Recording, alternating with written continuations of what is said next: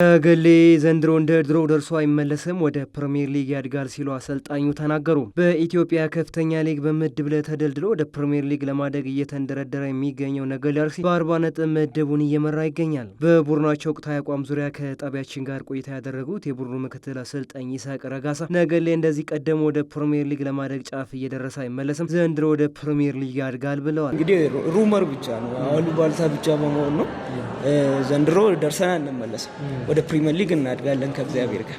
አሰልጣኝ ይስሐቅ አክለውም የነገሌ አርሲ አመራሮች ክለብ ወደ ፕሪሚየር ሊግ እንዳያድግ አይፈልጉም ተብሎ የሚወራ ወሬ አሉባልታ ነው። የዞኑ አመራሮች ግባችን እንዲሳካ በሙሉ ልብ እየደገፉን ይገኛሉ ሲሉ ተናግረዋል። እንዳየቀው ዛሬ አመራሩ ሁሉም እዚህ ነው። ከንቲባው፣ ምክትል ከንቲባ፣ የፓርቲ ኃላፊ፣ የማዘጋጃ ኃላፊው እንዳሉ እዚህ ናቸው።